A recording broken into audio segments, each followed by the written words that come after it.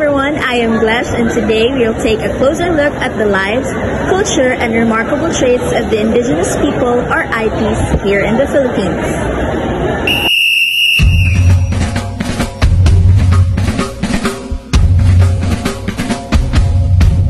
Today, we're lucky to have a special guest joining us. May download tayo nyo alam, yan na si Glenn Sacalon sa Buhay Gaunon. They will share their story, tradition, and values that make their community unique and inspiring. So magsugod na ta! Kultura ng mga katutub. What is your cultural tradition or practice that your community is most proud of?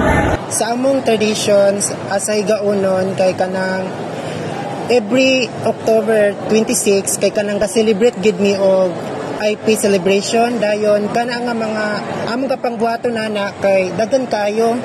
Sampula na kay naay mga contest nga daghan, nga kanang mga dances, kana.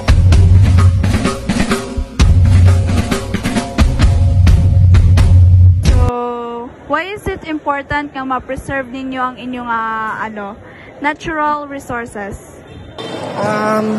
Importante gid kayo nga ma-preserve gid namong among natural resources kay kanang para mapadayon siya sa kanang mga bago nga mga henerasyon. Samot na karon kay naglaganap na gid ang mga technology ana.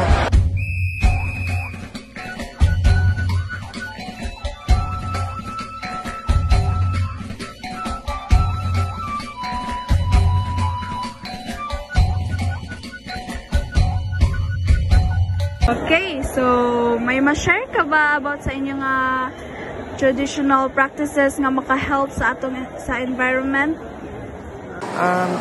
Ang ako ma-share kay kanang every April kay nami ana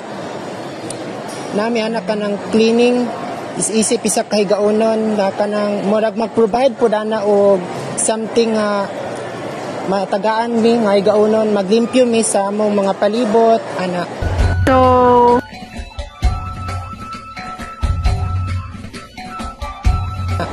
So last question, what is your message to the younger generation about staying strong and proud of their heritage?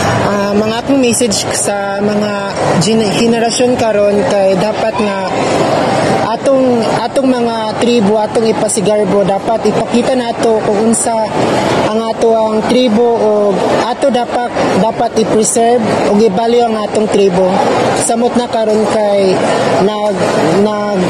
naglaganap na gid ang technology o kanang sa modern karon dapat na atong i-preserve o i-value nato ang atong tradition. Salamat.